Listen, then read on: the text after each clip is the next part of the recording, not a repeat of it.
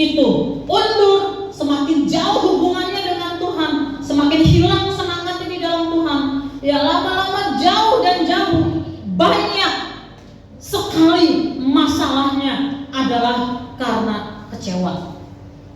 Mungkin kecewa dengan keadaan, mungkin kecewa karena doanya nggak dijawab, mungkin kecewa kepada orang lain, mungkin kecewa kepada siapapun kecewa. Jadi saya mau katakan, orang Kristen yang menjadi saksi, dia harus hidup di dalam kerelaan. Rela sebagai murid Tuhan, sebagai peniru Kristus. Memang ini hidup yang harus saya jalani. Rela, ya, menghadapi cemooh, rela, ya, menghadapi kehilangan kesempatan, rela. Kok saya ngomong kesempatan? Ya, kadang-kadang di dalam bidang-bidang tertentu orang Kristen itu disisihkan. Yang bukan Kristen mungkin duluan dikasih kesempatan, mungkin saya katakan. Kalau kita mengalami hal seperti itu, kita tidak kecewa, tidak marah, tidak kepahitan, ya. Termasuk juga di dalam pergumulan hidup kita. Orang lain kok maju, orang lain begini, orang lain sudah mengalami ini, kok saya masih begini aja, saya belum dapat apa-apa, saya belum maju. Jangan kecewa, ya. Ternyata banyak orang yang menjadi mundur, yang menjadi menjauh dari Tuhan, lebih banyak karena kecewa daripada karena dosa.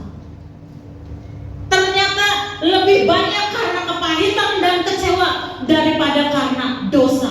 Jangan salah menangkap apa yang saya sampaikan. Saya tidak bilang dosa nggak apa-apa. Saya katakan dosa dibawa kepada Tuhan, diselesaikan kepada Tuhan, diakui di hadapan Tuhan, minta ampun kepada Tuhan.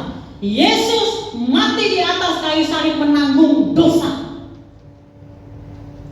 Oleh karena itu, ya, mari kita belajar untuk menata hati kita. Jangan gampang-gampang kecewa, gampang-gampang marah, jangan gampang-gampang tersinggung. Jangan kita punya hati yang menyimpan kepahitan. Kok saya begini, kok orang lain begini. Jangan banding-bandingkan kehidupan kita dengan orang lain. Cara Tuhan mendidik kita berbeda dengan cara Tuhan mendidik orang lain, ya. Nah, jadi, ya, saksi Kristus, menjadi saksi Kristus. Jaga hati, jangan kecewa, jangan marah. Hidup di dalam kerelaan. Hidup di dalam kerelaan. Ya, kita rela dengan keadaan kita. Saya tidak berbicara kita nggak berjuang, kita hidup pasif, enggak ya, beda ya. Jangan saudara salah menangkap, ya. Ada porsinya. Sering berkali-kali saya katakan ada bagian kita, ada bagian Allah. Ada bagian kita, ada tanggung jawab kita, ada bagian Allah. Tanggung jawab kita berusaha, tanggung jawab kita berjuang, tanggung jawab kita bekerja, tanggung jawab kita belajar, ada tanggung jawab kita. Tetapi di sini saya sedang berkata, jangan kita kecewa. Ada waktu-waktu Tuhan tidak menjawab kita atau belum menjawab kita. Ada waktu-waktu kita melihat orang lain hidupnya lebih mudah, lebih gampang. Jangan kecewa.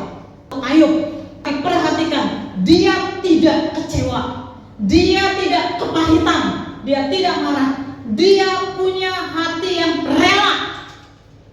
Ayub punya hati yang rela, dia nggak protes dengan kehidupannya. Dan kita tahu apa yang terjadi, Tuhan mengembalikan hartanya berlipat-lipat kali, ya, dari apa yang hilang.